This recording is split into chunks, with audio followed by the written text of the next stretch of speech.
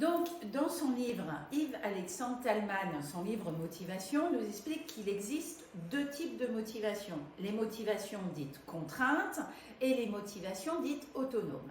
Si on prend les motivations contraintes, eh bien ces motivations sont basées sur le fait d'être contraint, obligé de faire quelque chose, dû à une pression. Alors ça peut être une pression extérieure, c'est ce qu'on appelle le fameux bâton et la carotte.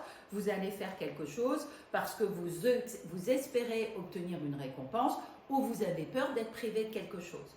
Mais vous pouvez aussi agir sous la contrainte de règles morales, de règles de la société ou tout simplement de votre vision de vous-même. Vous avez peur d'être considéré comme malpoli ou égoïste ou d'être rejeté par la société et donc vous allez répondre à des pressions internes qui sont des pressions morales.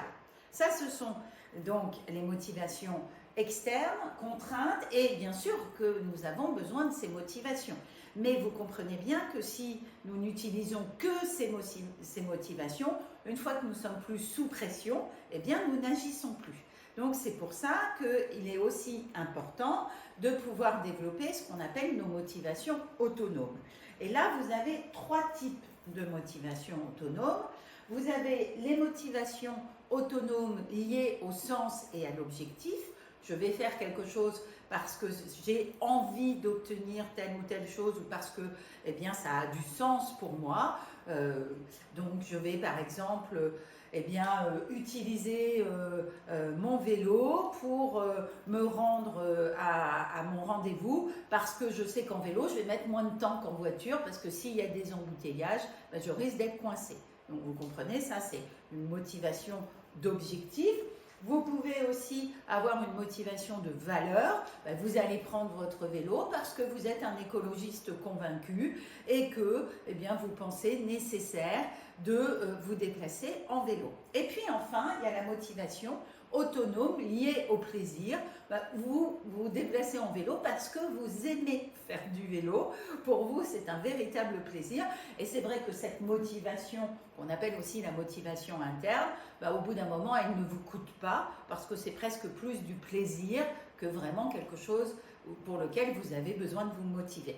Alors, quelles techniques complémentaires on peut donner à nos enfants ou nos ados quand ils sont obligés de faire une tâche compliquée et quand vous l'aurez compris, ce qu'on a vu tout au long de cette conférence, il y a des tâches un peu rébarbatives à faire. Ça s'appelle la technique du saucisson. Alors, si vous décidez de manger un saucisson en une seule fois, vous allez être malade. Il n'y a pas d'autre définition. Mais si vous le mangez petite tranche par petite tranche, vous risquez d'ailleurs de manger tout le saucisson sans vous en rendre compte.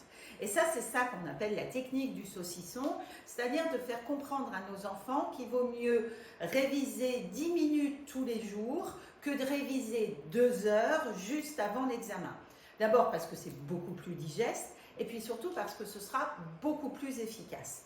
Et donc, quand vous dites à votre enfant ou votre ado va travailler ou va réviser, c'est important de l'aider à saucissonner sa tâche, à la mettre étape par étape et de ne pas hésiter à lui dire non, aujourd'hui tu apprends 5 mots, mais tu les sais vraiment bien, tu viens de les réciter, et puis demain 5 mots de plus, etc. etc. On en a déjà parlé, mais nous parents, on est souvent un peu attirés par la stratégie du toujours plus. Tu as réussi tes 5 mots, allez, 5 de plus. Non, il vaut mieux consolider et puis après reprendre.